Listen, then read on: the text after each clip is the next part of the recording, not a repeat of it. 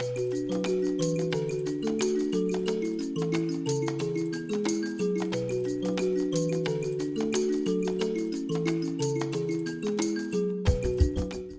this is Marjory Wildcraft with the Grow Network, and I am so happy to be, I know you're going to be thinking, why is she happy to be in Buell, Idaho?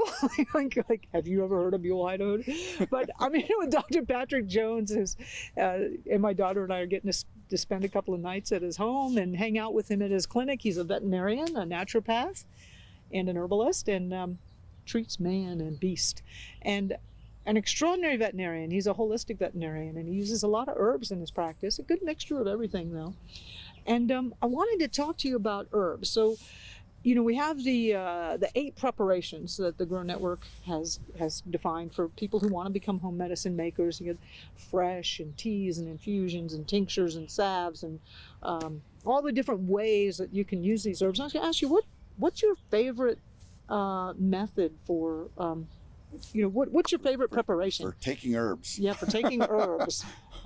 Well, I'll tell you what I usually do is and which one do you think is the most effective? Yeah. Yeah. So that's a great question, and the answer is, as it often is, it depends, right?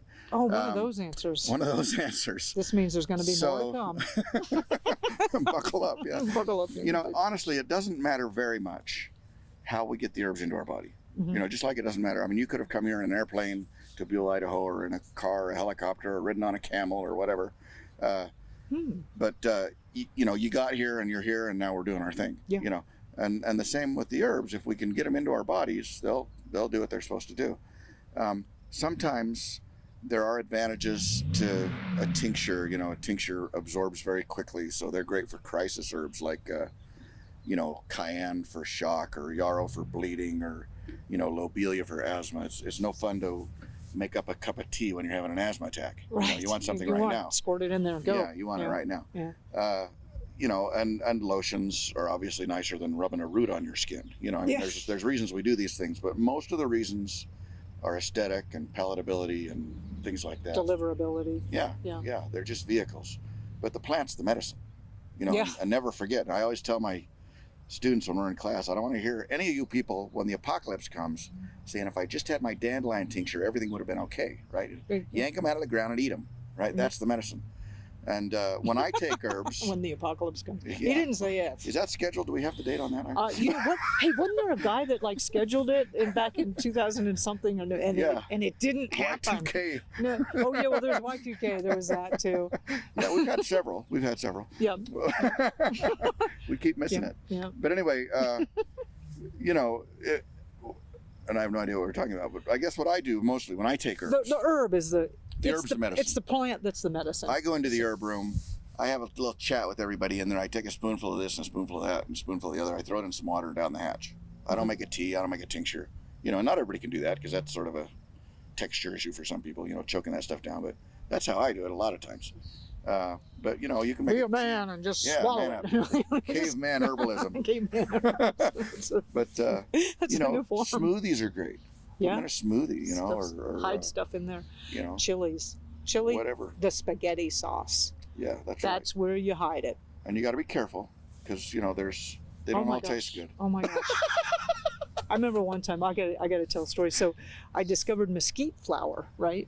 And the mesquite is like the easiest calories to grow in the Southwest, or rather, I say the easiest calories to collect, right?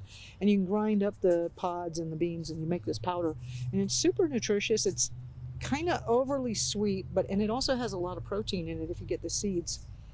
And so I started sneaking it into the pancakes for the family, which I actually don't really eat pancakes, but they do. So I started sneaking it in there.